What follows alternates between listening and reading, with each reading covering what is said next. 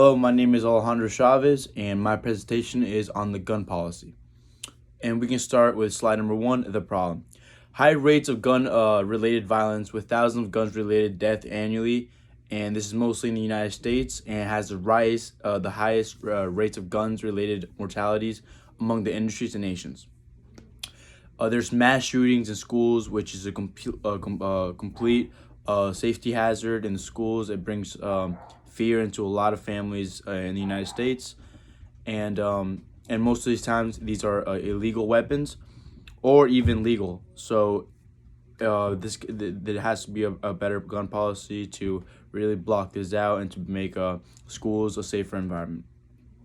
And there's also a lot of gun suicides in the U.S. A large percentage of suicides include firearms, making them one of the most common means of suicide. Gun accessibility raises the possibilities of self-harming and impulse actions.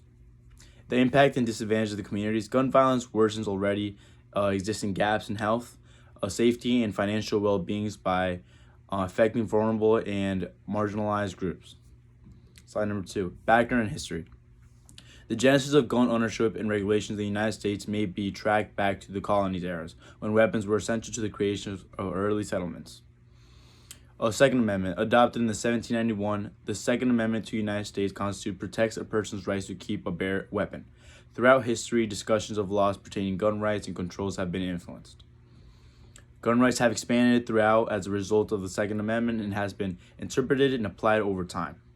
Notable Supreme Court ruling like Districts of Columbia versus Heller and McDonald versus Chicago. The evolution of gun laws. Although the rights of bear arms is protected, the U.S. has imposed a number of gun control measures over the years, such as banning some types of weapons, requiring background checks before allowing the purchase of firearms, and prohibiting the possession of firearms by specific people.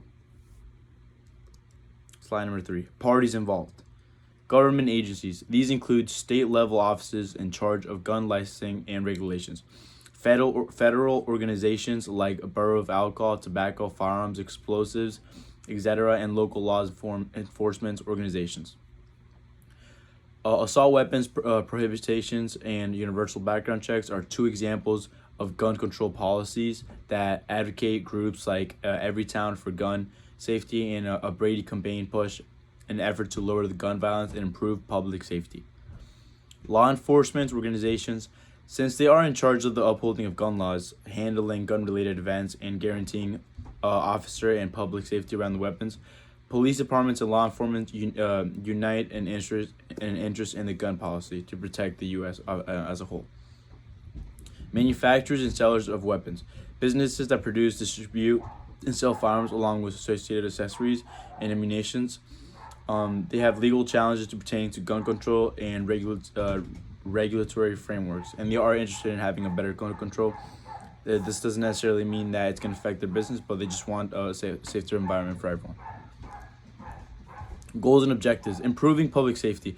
Putting police in a place to lessen gun-related violence, such as killing, suicides, mass shootings, in order to make communities safer for everyone.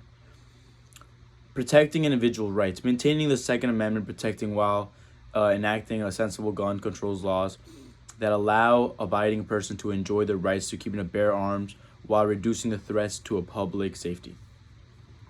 Implementing evidence-based regulations such as enhanced background checks, suicide preventions initiatives, and limitation of high-risk persons' access to weapons is one way to reduce the number of gun-related incidents to deaths, fatalities, or any sort of injuries. Encouraging a responsible gun ownership involves teaching gun owners how to handle their weapons safely, store them safely, and to report stolen or lost weapons in order to stop illegal access and misuse. Alternatives and options.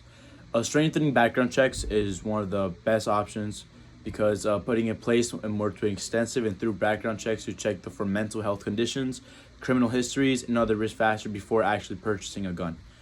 Red laws are regulations that, when combined with evidence of violent conduct or mental instability, enable law enforcement or family members to request the temporary removal of a person's guns from someone who is thought to be at risk for themselves, such as suicide.